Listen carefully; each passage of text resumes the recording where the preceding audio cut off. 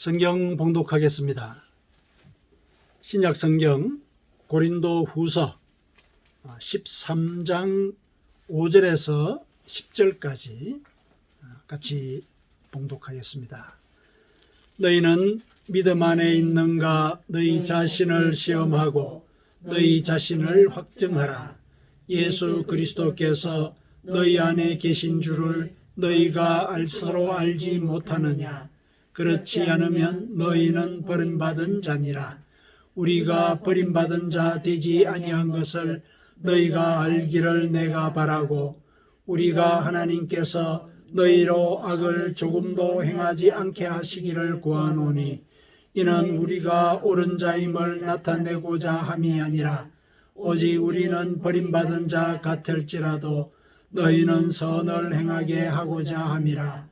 우리는 진리를 거슬러 아무것도 할 수 없고 오직 진리를 위할 뿐이니, 우리가 약할 때에 너희가 강한 것을 기뻐하고 또 이것을 위하여 구하니 곧 너희가 온전하게 되는 것이라. 그러므로 내가 떠나 있을 때 이렇게 쓰는 것은 대면할 때에 주께서 너희를 넘어뜨리려 하지 않고 세우려 하여 내게 주신 그 고난을 따라 엄하지 않게 하려 함이라. 아멘. 자, 우리가 고린도 전후서를 계속 우리가 같이 읽고 묵상을 하고 있죠. 이제 어제로 아마 이제 고린도 후서까지 이제 끝이 났죠. 끝이 나고 오늘은 종려주일이라고 교회 절기상 지키는 주일입니다. 그리고 이 종려주일이 지나고 나면은 그러니까 월요일부터 이제 고난주간이 시작이 됩니다. 그래서 다음 주는 이제 우리가 부활주일로 우리가 지키게 되지요. 여러 가지 상황이 여의치가 않아서 우리가 같이 예배를 드리지 못해서 종려주일의 이런 의미도 우리가, 예를 들면 이제 일반 교회 같으면은 종려주일은 또 우리가 종려나무 가지를 구해가지고 또 여러 가지 또 행사도 하고 이제 그러기도 하거든요. 그러지도 못하고 이제 부활절 예배도 어떻게 할지 아직까지 잠깐 어떻게 정하지 못하는 그런 부분들도 있네요. 자, 어쨌든 오늘은 이제 종려주일이고 또 종려주일에 관련되어 있는 그 우리에게 일러주고자 하시는 그 말씀을 이 본문을 통해서 같이 묵상해 보도록 하겠습니다. 자, 종려주일은 이제 여러분들도 아시다시피 예수님께서 예루살렘 성에 이제 입성할 때 이런 일이 있었죠. 입성을 하시는 이유는 이제 십자가에 달려서 우리의 죄를 대속하고자 하시는 그 사명을 완수하고자 이제 그 길로 가셨거든요. 그래서 그 예루살렘에 그 입성하는 그 연도에 이제 사람들이 예수님을 알아보고 종려나무 가지를 흔들면서 이제 그분을 구세주로 맞이했던 이제 그 일들을 이제 기념을 하는 그런 주일이죠. 그때 그들이 이제 종려나무 가지를 흔들었다 그래서 이제 종려주일이다 이런 이름을 이제 붙였거든요. 그래서 그들이 이제 예수님을 환대한 것, 그거는 구세주를 맞이하는 순간이니까 우리가 정말 감사하고 환영할 그런 일이죠. 그들이 했듯이 옷을 깔아서 그분이 오시는 길을 이렇게 맞이해야 되는 그런 일이죠. 우리의 옷을 다 벗어가지고 그분이 밟고 가시도록 그렇게 우리의 마음을 다해야 되는 그런 일이거든요. 그런데 이제 그들이 예수님을 맞이한 그 의도, 그것이 이제 우리가 성경을 쭉 읽으면서 발견을 했듯이 그들의 그 현세적인 복락, 그것이었단 말이죠. 그들이 지금 현재 로마의 피식민 상태로 떨어져 있었고 온갖 수탈과 이 고통을 당하는 그런 지경에서 예수 그리스도가 예전에 그 다윗 왕국의 영광을 재현해 줄 것이다, 이런 기대를 갖고 있었던 것이죠. 그래서 환대를 한 겁니다. 그런데 예수님께서 이제 그들의 기대와는 달리 그 기대보다는 더 큰 그 영혼의 구원을 위한 그 사역을 하고자 했을 때 그들은 예수님을 배반하게 되죠. 자신들이 원하는 일들이 이루어지지 않은 것 때문에 배반을 하게 됩니다. 그래서 이제 그들의 그 예수님을 맞이하는 태도, 비록 종려나무 가지를 흔들면서 구세주로 인정을 하고 환대하긴 했지만은 내심 그들은 진실한 구원의 길, 그것을 알지 못했고, 아니 알기 전에 이 고민조차 못했던 것이죠. 고민조차 못했고, 그래서 알지 못한 이제 그런 결과를 초래했다고 볼 수가 있는데, 그런 이제 그 내심이 있었다는 것을 우리가 발견을 하게 되죠. 그런 것을 봤을 때 오늘날 이제 우리가 우리의 삶을 돌아볼 때 그들의 이 삶의 방식과 또 그들의 신앙의 태도와 별반 우리가 다르지 않다. 이런 것들을 우리가 이제 고백을 하게 되죠. 우리도 그렇죠. 우리도 구원의 기쁨, 또 예를 들어서 현실적으로 어떤 난관이 해결이 되었다. 그러면 얼마나 기쁩니까? 하나님이 하셨다. 정말 내 영혼을 바쳐서 감사하는 그런 마음을 갖지 않습니까? 그런데 내가 감당하지 못하는 일들이 또 생기잖아요. 그래서 또 생기고, 그리고 고민하고, 그래도 해결이 안 되고, 그런데 어느 순간에 예를 들어서 솔깃한 어떤 방법이 뭐 누구에게 의해서 제안이 되거나 또 어떤 방법을 발견을 했다. 그러면 우리는 사실은 하나님께 기도부터 하고 또 그 길의 진실성을 하나님께서 일러주시기를 간구하기 전에 먼저 그걸 선택을 해버리는 그런 일들이 많지 않습니까? 그런 것들을 보면은 우리가 그 예수님 당시에 종려나무 가지를 흔들면서 예수님을 맞아들였다가 나중에 배반해버리는 그 사람들과 별로 다르지 않다는 것, 그것을 인정할 수밖에 없거든요. 그게 우리의 믿음의 현 주소, 이렇게 얘기를 할 수 있는 거죠. 바울 사도가 이제 고린도 교회에다가 편지를 이제 보냈을 때도 사실 모든 사람들이 그와 같다는 사실을 바울은 이제 알고 있는 거죠. 물론 본인도 그래 했다는 걸 알았기 때문에 이 고린도 교회 교인들의 그러한 믿음의 상태, 이거를 격려하고자 했을 겁니다. 그것을 격려해서 이제 진실한 믿음의 자리로 나올 수 있도록 이제 권고를 하고자 했던 것이죠.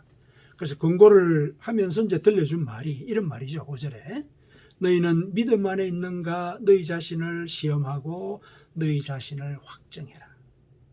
너희가 과연 하나님을 믿는지, 예수 그리스도의 복음의 그 진실성이 나를 구원할 거라는 거, 예수님께서 가르치신 그대로 내가 살면은 내가 구원을 받는다는 거, 그거 너희가 믿는지 스스로한테 물어봐라. 이렇게 얘기하는 거죠. 스스로에게 물어봐라. 그래서 너의 믿음을 확정해라. 이렇게 얘기를 하는 거죠. 확정해라. 이렇게 이제 그 권고를 한 이유는 실제로 또 고린도 교인들이 상당히 바울에 대해서 좀 이렇게 썩 이렇게 내키지 않는 반응을 이제 많이 보였거든요. 그런 것들에 대해서 또 바울이 좀 속이 좀 상하기도 하긴 하지만 어쨌든 성도들이 믿음을 키워나가는 과정에 있는 것을 이해를 했기 때문에 계속 권면을 해왔죠. 이제 권면을 했는데 이제 그 전에 무슨 일이 있었냐면은 고린도 교회 교인들이 바울이 예수 그리스도의 복음을 자꾸 전하니까 그러면은 그리스도께서 당신 안에서 말씀하시는 증거가 뭐냐? 그것부터 제시하시오. 이렇게 얘기를 했어요. 고린도서 13장 3절에 이걸 요구를 했거든요. 당신이 그리스도의 말씀을 전한다고 했는데 당신은 뭐 이렇게 12사도도 아니고, 그렇죠? 11명이 지금 남았지만은 12사도도 아니고, 또 그전에는 예수 믿는 사람을 박해했던 사람 아니냐? 여전히 이제 거기에 대한 기억들이 남아있는 거죠. 그러니까 당신이 그런 과거가 있는데 그리스도의 복음을 전한다고 하니까 그러면은 당신 안에서 그리스도가 당신에게 말했다는 증거를 대시오.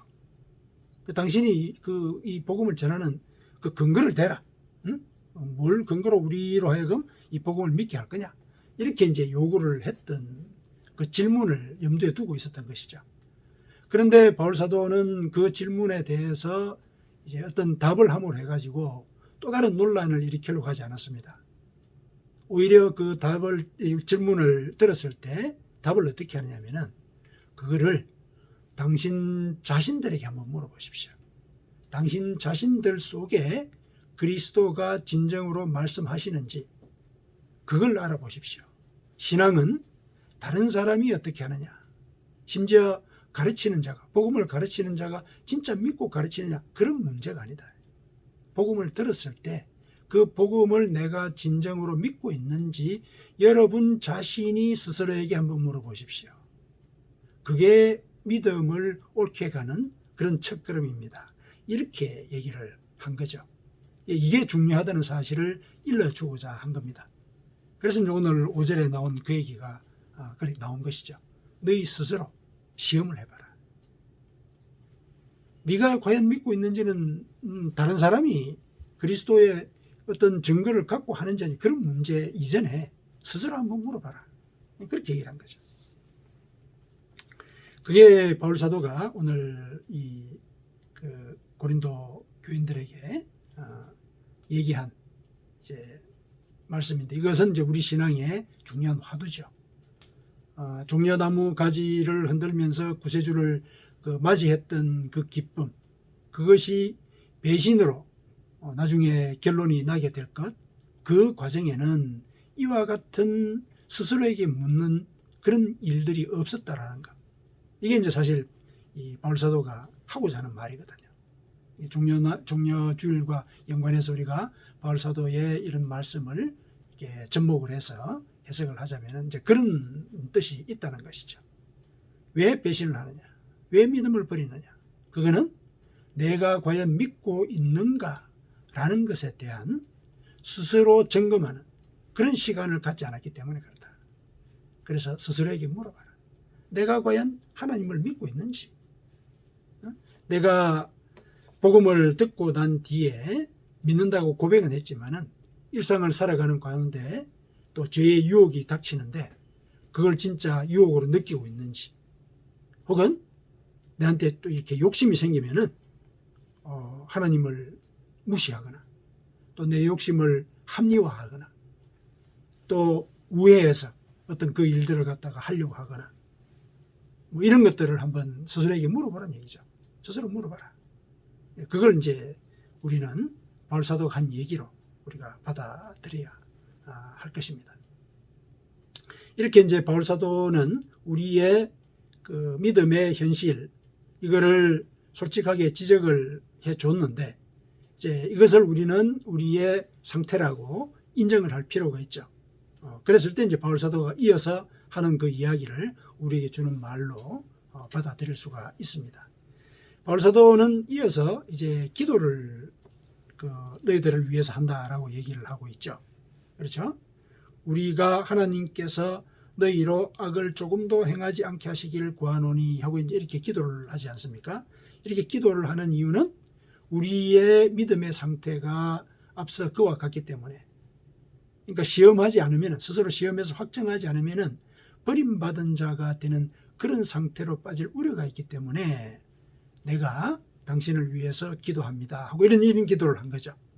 그렇다면 이 기도의 내용은 우리가 우리 스스로를 시험할 때 기준으로 삼을 그런 내용이 되는 것이죠.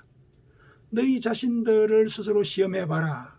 그러면서 바울 사도가 너희를 위해서 이렇게 기도한다라고 하면서 들려준 기도의 내용, 그렇죠? 너희가 악을 조금도 행하지 않기를 원한다. 이렇게 되기를 내가 기도한다. 이렇게 얘기한 것은 우리가 우리 자신을 시험을 할 때 삼아야 될 기준이라는 얘기죠.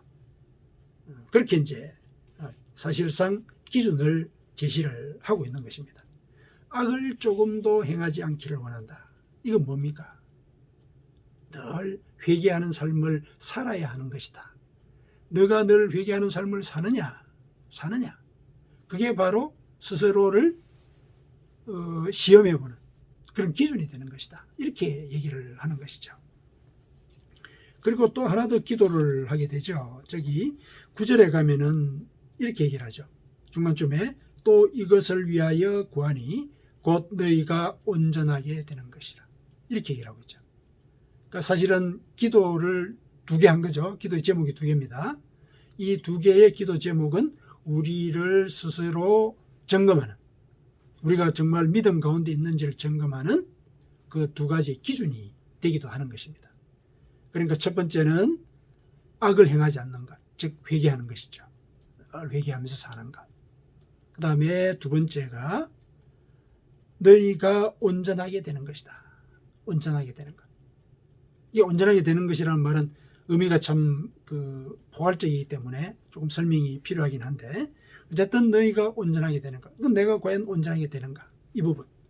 이걸 이제 우리가 스스로에게 물어봐야 된다는 거죠. 온전하게 되는 것에 대해서는 조금 나중에 이어서 설명을 하도록 하죠. 자, 그런데 이 2가지의 기준을 살펴보면은, 이 2가지의 기준은 우리가 이 기독교의 이런 복음을 얘기를 할 때 사람들이 믿음이 성장하는 과정 속에 성화의 단계라는 게 있습니다. 성화의 단계. 우리가 사실은 성화의 단계를 지금 밟아가고 있는 중이거든요. 우리가 제일 먼저 복음을 듣고 하나님을 믿겠다고 고백을 하잖아요. 고백을 하거든요. 그러면 하나님께서 그 고백 속에 우리가 죄를 고백하는 것도 들어가 있어요. 그러면 우리의 죄를 용서하시거든요. 용서하시면은 우리를 의롭다고 칭하세요. 그러니까 죄가 용서되었다고 얘기를 하시는 거죠.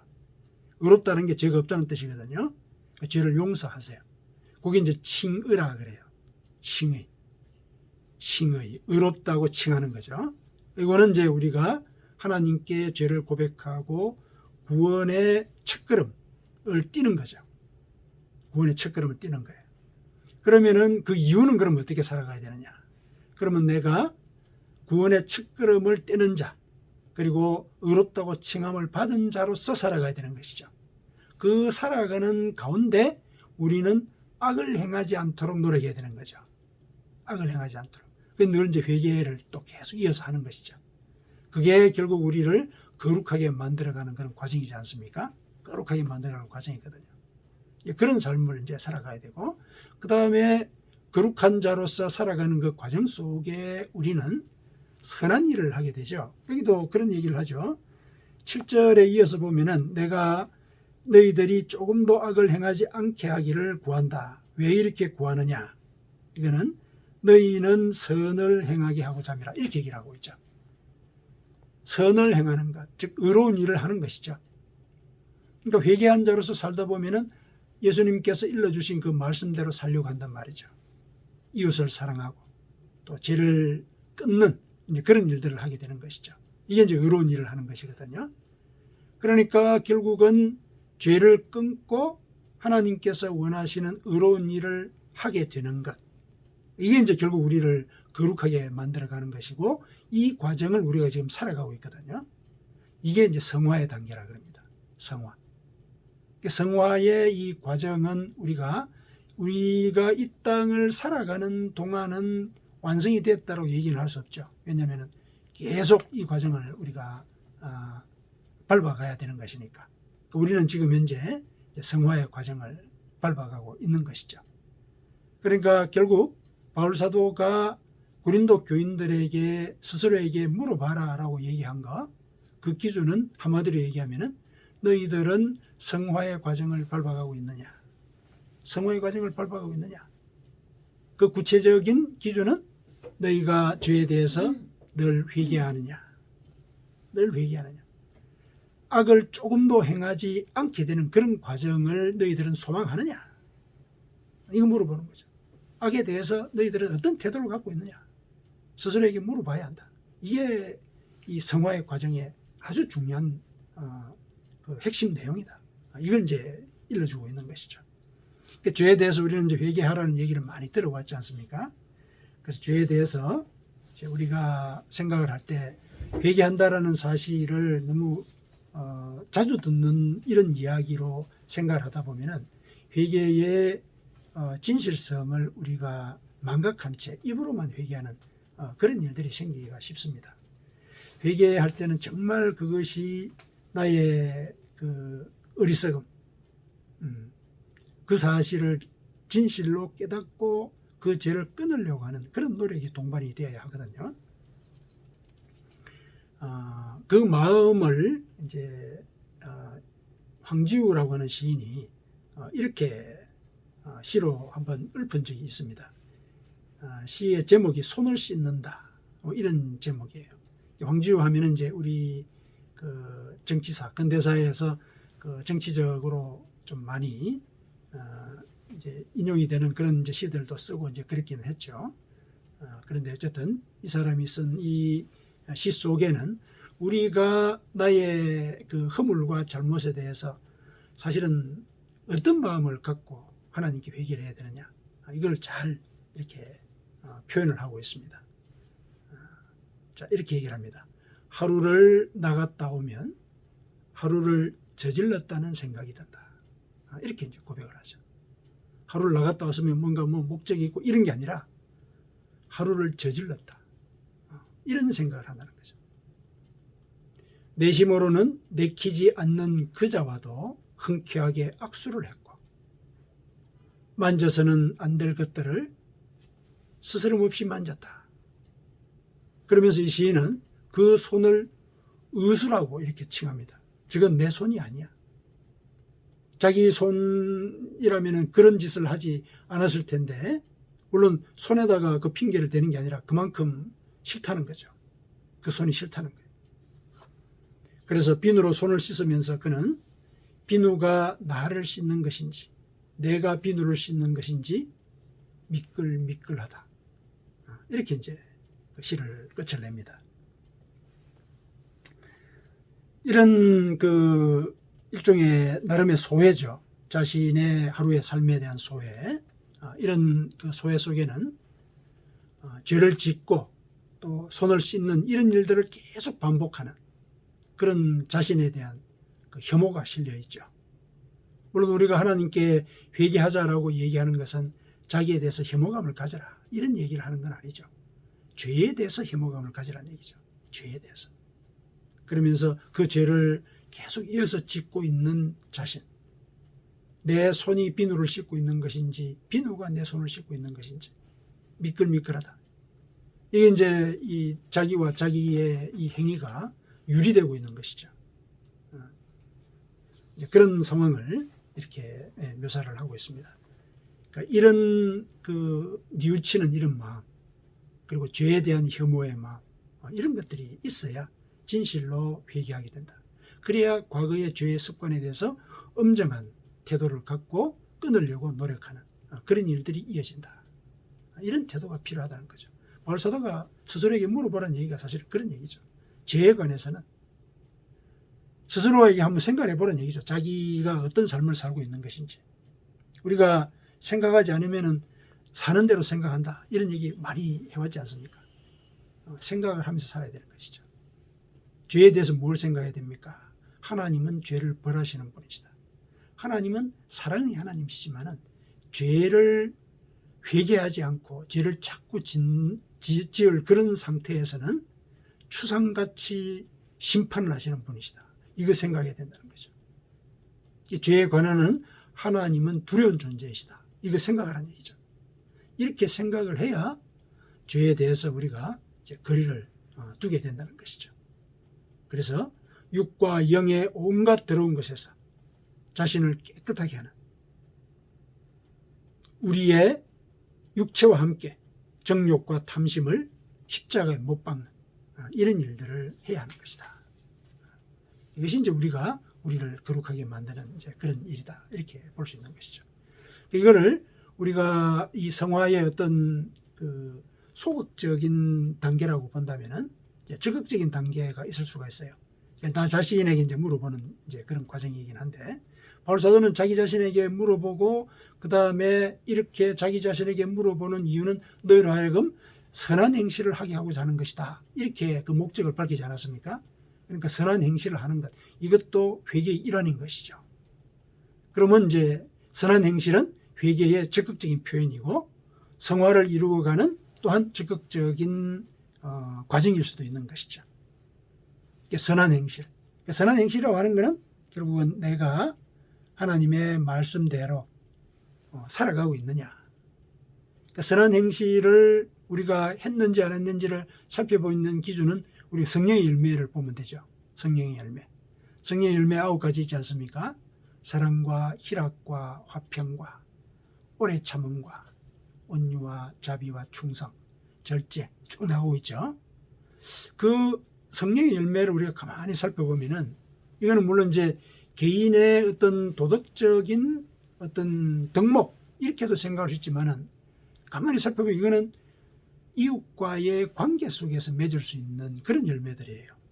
그렇지 않습니까? 사랑과 화평, 온유, 자비, 양선, 오래 참음 다 살펴보십시오. 전부 다가 나와 다른 사람과의 관계가 전제되어 있는 그런 열매지 않습니까? 그러니까 이걸 이제 통틀어서 얘기를 하자면은 이웃을 내가 그만큼 사랑하느냐 이 문제를 한번 돌아보라는 얘기일 수도 있는 거죠. 이웃을 내가 사랑하고 있느냐? 이웃을 사랑하는 가운데 내가 열매를 맺고 있느냐? 내가 과연 이웃의 잘못을 용서하는 자냐? 화평을 위해서 나는 나의 욕심을 내려놓는 자냐? 이거 이제 자신에게 물어보라는 거죠. 그게 결국은 선한 행실과 연결이 되는 거거든요. 내가 그렇게 하면은 다른 사람들이 우리를 주목하지 않습니까? 하나님을 믿는 사람이 다르다는 것을 주목하는 거잖아요. 그게 이제 열매인 거죠. 신앙의 열매. 그렇게 살기를 이제 고린도 교인들에게 실은 얘기를 하고 있는 것이고, 또 이제 그렇게 얘기하는 것을 우리는 우리에게 하는 말로 우리가 받아들여야 하는 것이죠. 바울 사도는 그렇게 남을 사랑하는 것, 이웃을 사랑하는 것을 율법을 완성하는 것이다. 이렇게까지 얘기를 하죠. 율법을 완성하는 것이다. 로마서 13장 8절이죠. 남을 사랑하는 자는 율법을 다 이루었느니라. 13장 10절에 가면은 사랑은 율법의 완성이니라. 이렇게 얘기를 하죠. 그 많은 그 율법들의 그 조항들, 이런 것들, 내가 이웃을 사랑하는 가운데 다 완성이 된다. 이렇게 얘기를 하죠. 그렇게 해서 결국은 우리가 성화의 과정을 밟아갈 때 해야 될 일, 내가 만일에 그 일들을 하고 있다면은 나는 내 스스로 하나님을 믿고 있는 자로서 확증을 할 수 있다는 얘기죠. 그렇게 살아야 한다. 그걸 이제 바울 사도가 우리에게 일러주고 있습니다. 물론 이제 그와 같은 그 과정 속에 그 모든 일들이 우리의 힘으로 되지는 않습니다. 회개도 사실은 성령께서 우리의 마음 가운데 회개할 마음을 주신다 그랬죠. 중요한 것은 그런 마음이 들 때 바로 회개하는 거예요. 회개하는 것. 성령이 우리를 인도하실 때 성령의 부르심에 따르는 것. 그리고 성령의 열매를 맺는 것, 선한 행실을 하는 것, 이것도 역시 성령이 하게 하신다 그랬죠. 그래서 성령의 열매라 그런다. 성령이 맺게 하는 열매다. 성령이 그런 마음을 줄 때 그 마음에 따라서 실행하는 것, 이게 중요하다. 그래서 우리가 성화의 과정을 밟아가는데 이 성화의 과정도 사실은 내가 하는 게 아니라 성령께서 동행하시면서 이끄신다는 거죠. 이끄신다. 그래서 우리는 내가 과연 하나님의 뜻대로 살고 있는 자인지, 내가 하나님을 믿는 자인지, 이걸 스스로에게 물어보는 가운데, 성령께서 이렇게 나를 이끄셨구나. 성령께서 나를 이렇게 이끄셨구나. 성령께서 나로 하여금 회개하게 하셨고, 열매를 맺게 하셨구나. 선한 행실을 하게 하셨구나. 이걸 이제 우리가 깨닫게 된단 말이죠. 그러면 뭘 알게 됩니까? 그리스도께서 내 속에서 일하시는 것. 그걸 이제 알게 되는 거죠. 바울 사도가 그렇게 얘기를 하죠. 5절에 그렇게 얘기를 하고 있죠. 너희 자신을 확정하라. 확정할 때 이제 무슨 일이 있느냐? 예수 그리스도께서 너희 안에 계신 줄을 너희가 스스로 알지 못하느냐? 우리가 알게 되는 거죠. 내 속에 예수 그리스도께서 일하고 계시는구나. 그래서 그분이 일하시는 데 따라서 나는 회개하고 또 선한 행실을 하는 것이구나. 그렇다면 이거는 믿음을 갖지 않을 수가 없는 일이죠. 그리스도가 내 속에 있다는 걸 내가 아는데 내가 그리스도를 믿지 않는다라고 얘기할 수 있겠습니까? 그러니까 이런 과정을 거쳐서 우리가 늘 믿음을 확정하면서 곁길로 나가지 않도록 해야 한다. 이제 우리에게 일러주는 것이죠. 그러니까 종려나무 가지를 흔들면서 예수님을 연도에 환영했던 그 사람들에게 부족한 것은 스스로에게 물어보는 이런 믿음이 없었던 것이죠. 이런 시간을 갖지 못했던 거예요. 자기에게 물어봐야 된다는 거죠. 내가 과연 그리스도께서 원하시는 대로 회개하고 또 선한 행실을 위해서 내 욕심을 내려놓는 그리고 실천하는 이런 일들을 하고 있는가? 이걸 이제 스스로에게 물어볼 수 있어야 한다. 자, 마지막으로 이제 바울 사도가 그렇게 권고를 했지 않습니까? 권고를 하면서 이제 이것이 바로 너희가 온전하게 되는 것이다. 이제 그렇게 이제 사실은 선포를 한 거죠. 이렇게 되기를 원한다라고 기도를 한 것은 너희가 이렇게 온전하게 되기를 원한다. 만일 우리가 그와 같이 하나님 앞에서 회개하고 또 선한 행실을 위해서 이렇게 이웃을 사랑하는 그런 행위들을 우리가 하게 되면 그게 바로 하나님 앞에서 온전하게 되는 것이다. 여기서 온전하게 된다라는 이 용어는 성경에서 여기만 나온다고 그래요. 이 단어가 우리말로 온전하게 된다는 것은 여러 가지가 이렇게 번역이 되어 있긴 한데 이 단어는 여기에만 나온다고 그래요. 이 단어의 사전을 찾아보니까 뜻이 회개를 거부하는 오만함 때문에 생기는 정신적인 탈구, 정신적인 이탈, 그것을 극복한 일종의 조정 상태. 조금 어려운데 결국 이제 회개를 통해서 내가 하나님 앞에 거룩한 길을 걸어가고 있는 상태, 그거를 온전함이다 이렇게 얘기를 한 거죠. 여기에만 이렇게 얘기를 쓰고 있는 것은 결국 이 온전함이 성화를 가리키는 것이다. 성화를 가리키는 것이다. 이렇게 연결해서 이해를 할 수가 있습니다. 그래서 우리가 하나님 앞에서 온전해져야 된다.